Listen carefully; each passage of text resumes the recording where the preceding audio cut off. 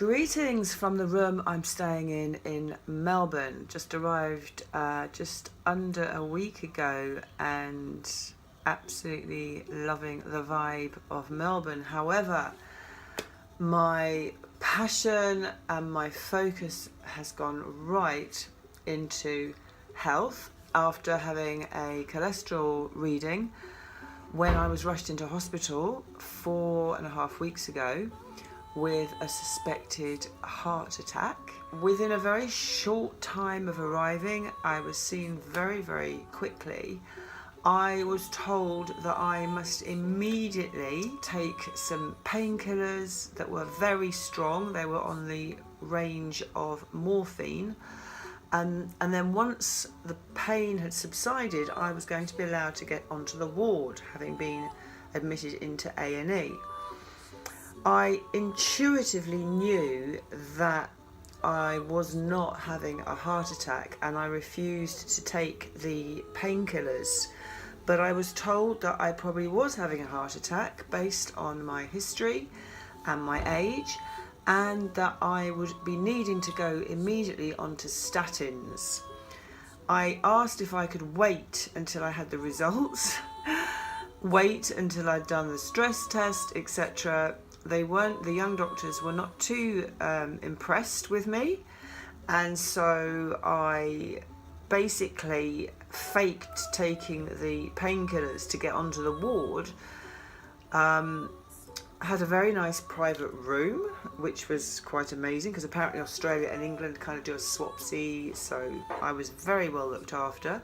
The next morning I had my stress test, and I was told that I had the fitness levels of a 40-year-old, which isn't bad considering I'm nearly 57.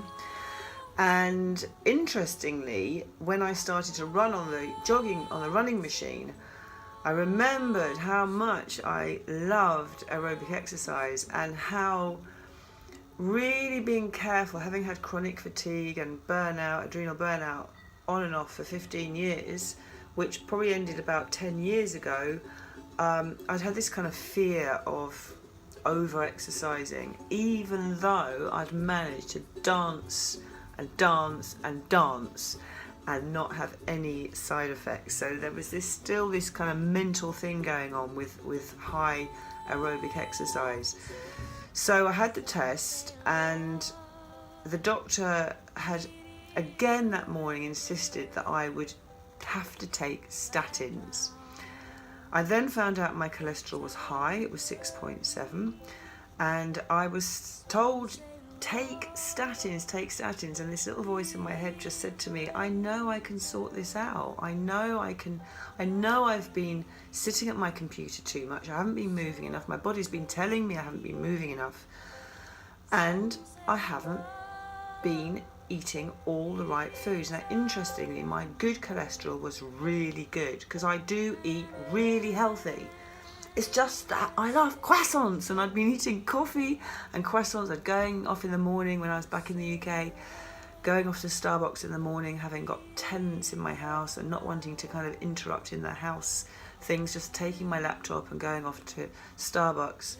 And I think also a little bit, like I said in the blog that I've just written, I think there was a little bit of empty nester and all kinds of like emotional reasons why I was getting this comfort from having my croissant, even though my life and everything, apart from the fact that I don't have a partner, which is kind of a big deal on one level, but actually in reality, I really like my lifestyle, and I've really found some very deep happiness and done a lot of inner work, and I've found a way of living my life that I absolutely am in love with. Now, here's the thing about statins, and I'm just going to fill you in on what happened when I went to the doctors 3 days ago. I told her what my reading was. She basically said she wouldn't let me out of the room. I did make a mistake, I've got to admit. I told her it was 7.6. It was actually 6.7. And she said, I'm not going to let you out of this room until I've given you a prescription for statins. So I said, look, I wait till I get the test tomorrow. Let me at least get the cholesterol test. And she was literally like, she was wild crazy. Like, you've got to take these statins now. And I just said, look, let me wait till tomorrow. I chose not to go back to her tomorrow because I didn't really like her attitude. So the next morning I went back for my test, and it was a Chinese doctor. He didn't even look at me. The whole time I was in there for about 5 minutes, he was on his computer, not even tapping anything. He just couldn't actually make eye contact, which I found very odd. And I said, can I have my results? And he said, yes, it's 5.5. And I said, oh my God, I've done that. I've done that with healthy eating. He said to me, how have you done that? He said, how have you done this? Not looking at me. And I was kind of waiting for him to look at me, because I said, I've done it through diet and exercise. And instead of saying like, well done or congratulations or anything like that, he seemed really disappointed. That I was refusing to take statins. And he said to me, you need to take statins because based on your age and your history, you need to get this lower. You need to get this to 3 or 4. The whole time he didn't once lift his head to look at me, which I find really odd. Now, interestingly, the guidelines were published for many years. People were prescribed cholesterol-lowering drugs based on flawed research by people who received payments from companies making these drugs. Now, apparently, 70% of Americans are on prescribed drugs. And nearly 1 in 3 Americans, and I can only go because I've been looking up the American research, nearly 1 in 3 Americans are taking statins for high cholesterol. Now, the person I trust, and of course I'm reading up on all these diets and everything, there is so much out there, and be very careful. I'm just going to scroll down on my laptop. Be very, very careful about getting out-of-date information, because of course in the past we were told that eggs were bad for your cholesterol, and this was bad and that was bad, and actually cholesterol is not bad. If you read up about cholesterol is actually, we need cholesterol. So things have already changed. But what Dr. McCullough says on an article I read was that when he was running his clinic, he found that only 4 or 5 of the more than 20,000 who visited the clinic only really needed the drugs. And even then it was only because they had genetic challenges. It really is a case of these statins, and I've got loads and loads and loads of information about statins.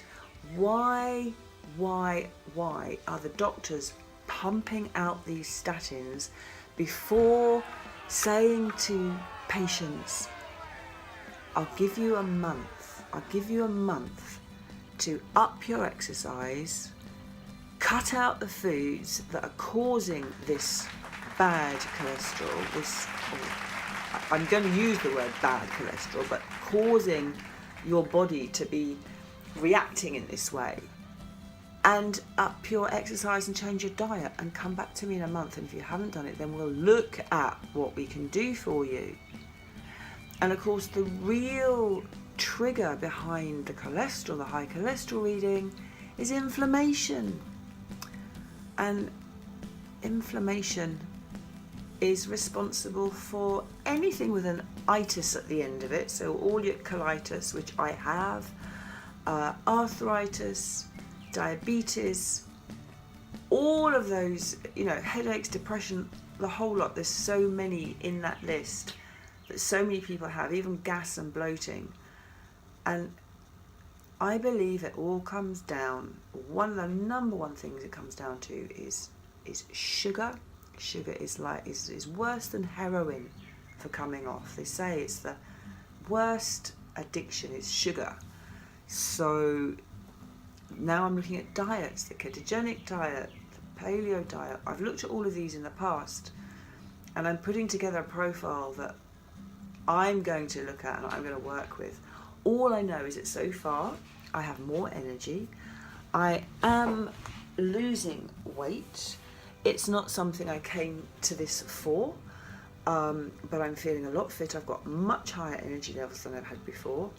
And I'm excited. I'm excited because I suddenly feel like my addiction to comfort eating is being addressed. I'm really clear that the oats I've been eating and all the things that I've done as a quick measure to get a lower cholesterol reading is not the answer. It's not the final answer. It's not about lowering cholesterol. It's about maintaining this healthy lifestyle. And whereas I'd kind of thought I need to relax off a bit, ease off a bit, actually where I'm at right now, I'm going to be really looking at a vegetarian ketogenic lifestyle. That's what I'm on at the moment. And thank you for messages from various people, in particular Christina, who asked me about the ketogenic diet and reminded me of it because I'd forgotten about it. So I have been researching it over the last 3 or 4 days, and I'm still on it, and I'm going to be writing lots of blogs with a selection of current information from people that I fully trust. And it's a minefield out there, it really, really is. So I'm making the time to do the research, and I'm going to keep you posted. So that's my little rant today, is this whole thing about the overuse of prescribed drugs, and in this particular case, statins. Have a great day, and I'll speak to you again soon. Ciao.